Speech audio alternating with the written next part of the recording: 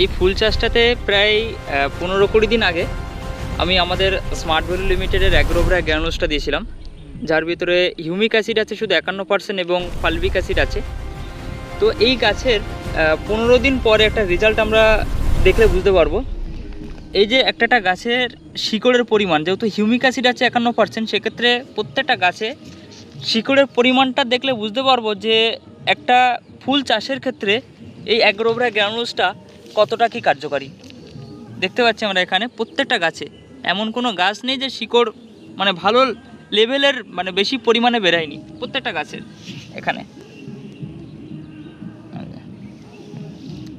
যেসব চাষিরা ফুল চাষ করছে এবং মাটি তোলার সময় ভাবছে কি সার ব্যবহার করবে, এই যে আমাদের দানাগুলো এখনও অবধি পড়ে আছে এখানে দেখতে পাচ্ছি, এই যে।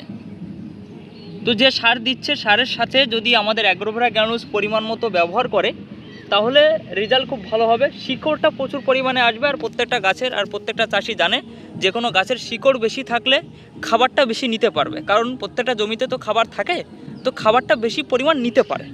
তো ফুল চাষিদের উদ্দেশ্যে আপনি অ্যাগ্রোভ্রা গ্র্যানুলসটা ব্যবহার করতে পারেন, রেজাল্ট খুব ভালো হবে, এখানে দেখলেই বুঝতে পারবো।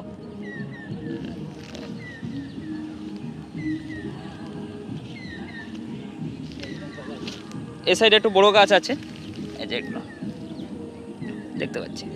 স্বাভাবিক যে চাষিটা চাষ করেছে এখানে, দাদার সাথে কথা বলছিলাম, দাদা নিজেই দেখে অবাক যে বর্ষাকালে মানে এই সিজনে মানে বিশেষ করে এতটা শিকড় হয় না। তো যেখানে অ্যাগ্রোভ্রা গ্র্যানুলসটা যখন ফার্স্ট টাইম কথা বললাম যে কেমন কি কাজ হয়েছে, তো দাদা নিজে থেকেই বললো যে রেজাল্ট ভালো আছে, ঠিক আছে, এই যে।